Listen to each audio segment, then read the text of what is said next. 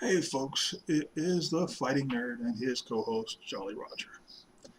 Well, my last video was about politics and philosophy and no one watched it.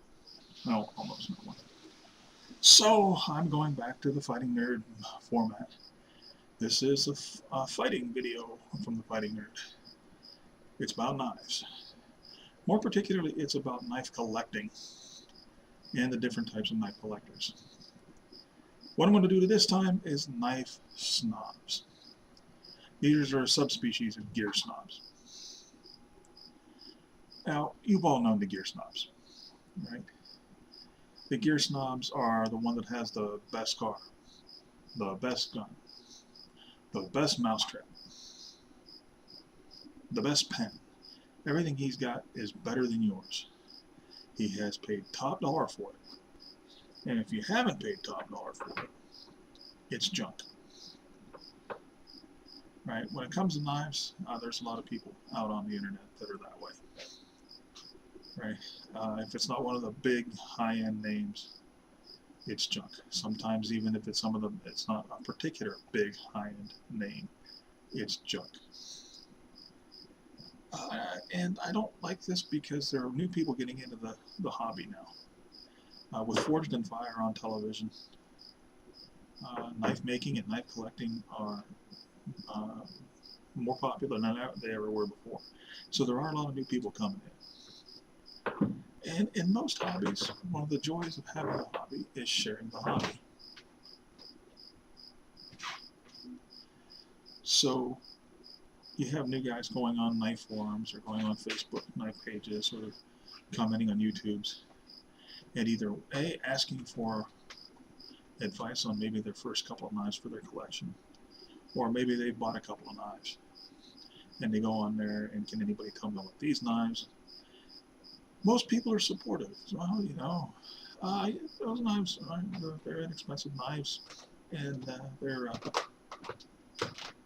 they may not be the best quality, but if you like them, it's a good interest in the hobby. But there's always those guys. Oh man, you should have just saved up for a year and bought a Microtech. Because, brand A is just junk, right? And anybody that tells you otherwise is stupid. Well, imagine you're a younger guy, 16, 17 years old, that wants to get into knives and is reading books and learning about knives, but bought a couple of knives that he could afford and he thought looked cool. And then you get some idiot claiming his knife is junk. That doesn't help anyone, except the only thing it does is make the guy, um, you know, the knife snob, feel a little bit bitter about himself for a while and making somebody else maybe feel a little bit bad about themselves. And my thing is this. If you're a collector and you see a knife that's cool, that looks cool, or that you just feels nice in your hand, and you just picked up, for to add one knife to your collection if it's really small. Right? If you like that knife, it's a good knife. Now, if you're out there going to use a knife for a specific purpose, like, if you're going to go, on some sort of long wilderness excursion, right, and you need a knife that you absolutely depend on, you're going to have to pay a little bit more for the knife. But on the other hand, if you're just a guy that needs a knife for fishing, to cut out snags or cut fishing line or clean his catch, you don't need an expensive knife. A $3 knife from a flea market will do that kind of work just fine. And if it does what you bought it for, it's a good knife. So it's all about context. And then there are the people who just have a vendetta against a particular knife company. And no matter what that company does, it's never going to be a good knife. And one of those companies that a lot of people like to track down and deride at every institution is MTech. Now, knife snob heads everywhere just exploded at the mere mention of the word MTech. when it comes to knives. And are Amtex knives the greatest knives in the whole wide world? No. They're an inexpensive brand, even the Amtech Extreme brand, which is kind of a, if you want to call it a higher end Amtech. You know, they're not Benchmade. They're not Buck. They're not Ontario knife. They're not Tops knives. Of course not. But just because they come from Amtech doesn't mean they're complete crap. Now, it took me a long time to go out and buy an Amtech myself. I just bought my first Amtech about 5 months ago. Maybe not even that long. And I got the Amtech model 2004.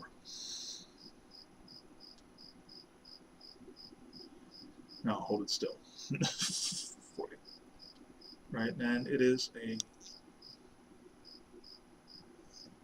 sub-hilt fighting knife design, and it cost me $20. And the reason I got that particular knife is that I was looking at knife stuff on YouTube, and I came across a video about a James Keating designed sub-hilt fighter. James Keating is a fairly well-known knife expert. And the sub-hilt idea was really intriguing, and that knife looked really cool. But it was way too expensive. So I went online looking for other sub-hilts because I wanted to try one out. It looked cool, but I'd never handled one, and I wanted to know if I'd like it or not. So I went searching on the internet, and first I came across what was probably the original sub-hilt fighter, the Bob Loveless design. Bob Loveless is a renowned knife designer and maker, and you're going to drop at least $1,000 for one of his knives. That wasn't going to happen. And then I found the Kressler sub-hilt fighter from Bacher, which I will probably more than likely buy one day, but it's not in the budget at the moment. Then I came across the Amtech 2004. It looks a lot like a Kressler or a Loveless. You know, it's got that nice black and silver. It actually, the nerd in me, it appealed to the nerd in me because it looks a lot like the color scheme of the original series Star Trek tricorders, phasers, and communicators. Imagine Spock carrying this on a way to you. But it was a sub-hilt, and it was only $20. So if it turned out to be not the best knife, I was only out $20, and it would still look cool in my display case. So I ordered it, and for the money, it's an impressive knife. There were some problems with it. The wood was cracked where they peened it, where they peened the scales onto that tang. It wasn't, well, not cracked, it was chipped around that area. The tang and the wood scales weren't ground flush with each other. Weren't ground flush with each other. And the grind, especially on the tip, was a little asymmetric. But those were completely cosmetic. It didn't affect how the knife worked. I liked the way it felt in the hand. I discovered that I really liked the sub-hilt, which, by the way, if you are new to knives, this little trigger-like doohickey here is the sub-hilt. I discovered I really liked it. So I went out to the yard to my practice target, which is just a fence post that stood up there, and that's what I practice a lot of my fighting with knives on. And I started to go at that post with this knife. And by the way, it came serviceably sharp right out of the box. So I chopped, and I thrust, and I slashed for probably about a half an hour. And being in an Amtech and everything I'd heard about Amtechs and all the horror stories about how junky Amtech knives were, I expected it to break on me at any second. But you know what? It didn't. It is still, everything is fit and finish. The finish I already told you about. The fit is still nice and tight. And I don't know if you can tell, I'll hold it up there, you can see a few of the scratches and nicks and stuff on it, on the blade, but again, I think you can see that anyway. But again, it was just cosmetic. And when I was done at my little war post there, I went over and slashed it some little thin flower bushes that needed a little trimming, right? And it, it held up great. It was no problem. And this thing has gone through that has been at the post quite a few times since then, and it's still a nice tight knife. The edge doesn't roll or anything like that. So, as far as I'm concerned, for a $20 knife, N-Tech scored. Right? So, okay, well, N-Tech maybe not as bad as people thought. So, I was buying another more expensive knife on Amazon. And I needed that little extra bit of money to get up over the free shipping area. And I saw another M-Tech knife for $11. I figured I'd gamble. But this time, my gamble didn't really pay off. I bought this. What is this? This is an M-Tech 2077. MT 2077. Rather disappointing, even for $11. For one thing, it was about as sharp as your average butter knife out of the box. That really annoyed me. And when I tried to sharpen it, it did not want to take an edge. And not on stones, not on a diamond rod, not even with a file. Yeah, really. So finally, I don't have access to a belt sander or a belt grinder. So I went out to the old bench grinder, the wheel grinder, to put an edge on this thing, and it's sharp now because I will not put anything in my collection that's not sharp. But you can tell that it was a bad heat treat because it heated up the end of the tip of the knife, so it heated up and just basically melted away, and I had to reprofile the tip to keep the knife useful. I say, okay, well, see, you just got lucky with that first M-Tech knife. Right, but now you've got your own proof, right? They're junk. Well, not necessarily, because then I saw an $8 M-Tech knife, survival Bowie. I think it's a model MT96. And you can go on YouTube and find videos about that thing that's taken a horrible amount of abuse and kept on going. And I liked the MT96. Here it is. Right. Now I've done some chopping and hacking with this thing, and I sharpened the false edge to do back cuts.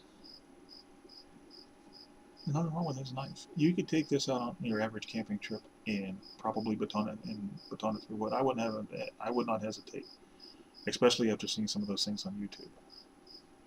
Right? Again, is it the work of a master craftsman? No. Is it a Benchmade? No. Is it a Tops? No. $8. And then, okay, having discovered that I like sub-hilt fighters, I bought another M-Tech. I gotta tell you, I love this thing. But it's a fighting knife, and I tested it like a fighting knife. You can't, the spine is so thin, you're not going to be able to baton it through anything. You might be able to clean and kill if you're a hunter or something with it, but that's not what it's for. It's a fighting knife. Fit and finish on it is actually really good. It's got some fitting issues, but this was about a $37 knife. So basically what I'm saying is you get knife snobs out there that will deride anything that's not from one of the super well-known high-end companies. And I've got a few, not maybe the high-end companies, but I've got some knives from some really reputable companies. I'll show them to you some of these one time. I've got a couple of Ontarios. I've got Gerbers. I've got Cold Steel.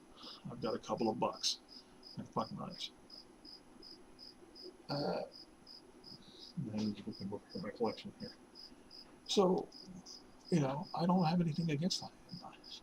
But you don't have to be snobbish. That's what's great about this hobby. You can buy an $8 knife and be happy. And you can buy a $120 knife and be happy. Right? So, just knife snobs, stop it. if you get a great new knife, yeah, by all means, show it to your buddy, put it on, talk about it on YouTube, tell them how great knife is, but don't run everybody else down, because either they can't afford it or they're not willing to pay that much for a knife. And there's probably another video about this later, but let's talk about destructive testing real quick. I love watching destructive testing on knives on YouTube.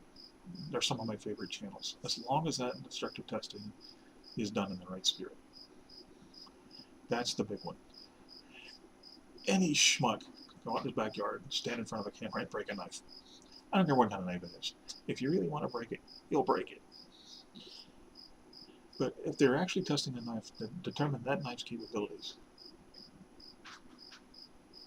in comparison to how much you pay for that knife, to give you an idea of what you cannot rely on that knife to be able to do for you, and what you can, that's fine. Mayor Fugly Cool's channel is great for that.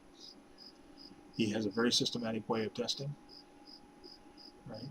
And you can know that if you're paying $20 for a knife, you're going to know where that knife is going to fail, where it's going to break or come loose or whatever, or the edge is going to roll off, or it is going to fail. You will also know if your $100 knife is going to fail. He doesn't sit there and when he breaks a knife, and he has broken many knives, he doesn't thump his chest and say, He-Man, I broke knife junk. As opposed to another video I watched, and I don't even remember what the name of the channel was, but they were testing an M-Tech kukri, testing an M-Tech kukri. And their testing consisted of chopping and everything, and it did fairly well on that. But then they decided they were going to throw it. Okay, yeah, I understand you can throw any knife, but kukris were not meant to be thrown. And if you take a knife that is not meant to be thrown and you throw it at something hard repeatedly, stuff is going to come loose. I don't care how much money you pay for that knife. I don't know where you got it. I don't care where you got it from. Right? That shock and that vibration go through that knife is going to make stuff come loose. That's why the knives that are designed for throwing, by and large, don't have scales.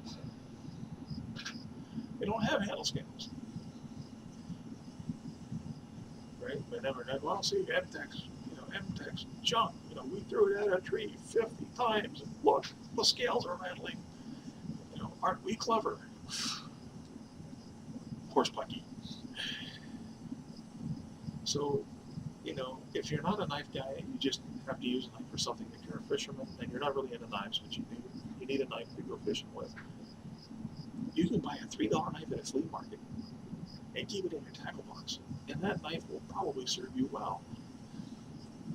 And if it gets covered with fish guts and you throw it in your tackle box and forget to clean it, and next year it's rusted shut, you can't use it anymore, you're out $3. If you drop it over your bass boat and it sinks to the bottom of the lake, you're out $3. But as long as you have it and it does what you're doing, it's fine. So knock it off, knife snobs. And for you guys coming in and collecting, don't listen to the knife snobs. If you want to save up and get a really cool knife, and a really expensive knife, fine. But if you're in a flea market and you find a $3 knife that looks pretty cool, and you think that might be fun to play around with a little bit, fine. Right now, with the $3 knives, you do have to realize that the materials aren't going to be great. They're not going to be. I've seen. Well, I'm going to go after one particular company here, which I'm not going to mention. Frost Cutlery. Their folders are junky to the point where they are dangerous. I will say that, and that's where you get a lot of the $3 knives in the flea market. A lot of those are Frost Cutlery. Their handle scales are cheap plastic, and I mean toy grade plastic. They have liners only on one side. Those liners are usually not much better than flat metal. So you really can't rely on the lock. The blades are okay. But if you're going to use them even for opening packages and stuff like that, you got to really be careful. You got to pretty much treat them like they're not locked. They don't lock at all. But they're all supposed to be liner locks. But with the Frost Cutlery stuff, Don't rely on the lock, but still, maybe you just like the looks of it. They have a lot of cool looking knives. Cross country has a lot of really cool gimmicky knives. But for anything but just carrying around your pocket and opening packages or trimming your picking your nails or something like that, they probably can't be relied on. That doesn't make them junk because if they do what you want them to do, then they're good knives. If they're in your collection and they look good and you like to get them out and watch TV while playing with your knife, like I do, then fine, great. But the fact of the matter is, I get as much pleasure and joy out of owning this $20 MTech pretty much as I do owning this $60 Gil Hibben sub-hill fighter. See, I really do like sub-hill fighters. Now, you can hold these two up. They're similar. The MTech's bigger and everything, but they're both sub-hill fighters. They both have a similar color scheme. Right? And if you were holding the Gil Hibben, you could see right away that it's a better knife. Right? Fit and finish are flawless. The steel is better. The materials overall are much better. But I paid over 3 times. I think I paid, if I remember, all told, I paid about $65 for this knife. So I paid over 3 times as much for this knife as I did this knife. And I really like this knife. But I tell you the truth, I really like the MTech too. Now, there are a lot of people who if anybody's on this channel's new, I don't have a lot of people watching me yet, but my guess is if I do get a comment, it's going to be a negative comment. You can't tell people they should buy MTechs. MTechs are crap. They're made in China and they'll fall apart. Well, I can only tell you what I've had. I've got 4 MTechs in my collection. Only one of them was disappointing, and even that one, after a little reprofiling and reprofiling, there, I got it out. A little reprofiling and a lot of sharpening. It can be useful. I mean, there's a lot of design problems with this thing too, but so far, MTech gets a score of 75 with me. 3 of the knives I'm really satisfied with, and one of them was $8 friggin' dollars. And one of the ones I like, $8 friggin' dollars. So, knife snobs, stop being snobs. You guys to the collecting, the knife collecting, don't listen to the knife snobs. And for you guys that may not be knife collectors, just hunters or everything like that, that use a knife, or even if you just use a knife at work for whatever, right? Get as much quality in the knife as you need. Right? Yeah, is it nice to have a benchmate that that can take all kinds of punishment, and stay sharp, stay sharp after cutting through, cardboard all day or whatnot? Sure, but if it's not in the budget, it's just not in the budget. Don't be ashamed to have. I'm not going to say cost, but like a Gerber. Gerber makes some pretty decent, inexpensive knives, or even Tac Force knives. Tac Force makes some nice folders that are very cheap. You can pick them up for $10-15. So just chill out on the knife snobs. Chill out. Just because it is not one of the not Cold Steel or Microtac or Tops or Benchmade or even Gerber or Cold Steel, chill out. It's still a good knife. It might still be a perfectly good knife for what it's being used for, especially if it's just cool looking and it looks nice in your display case. So that's it. Now I'm going to do some actual knife reviews eventually, but I just wanted to get that off my chest because I have gotten things where I've talked about impact online or to other people who have an interest in knives, and I say I have MTechs and I like them, and I would even rely on them under certain circumstances, they flip out and they, like, I can't believe you do that. It's trying to make stuff. Bah. Bottom line, if you like it, you like it. Uh, Collecting knives should be fun. You should not have to. You shouldn't be trying to make people feel bad or feel stupid because they don't have the latest gizmo on knives.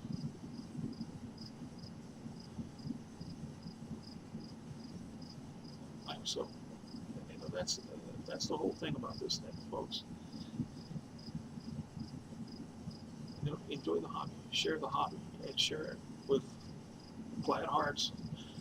And try to bring new people into the hobby, and you don't do that by telling them that they have to mortgage the house to buy a knife.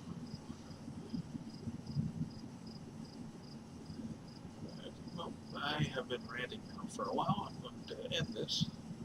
So remember, draw your blades only in just purpose, and sheathe them only in honor.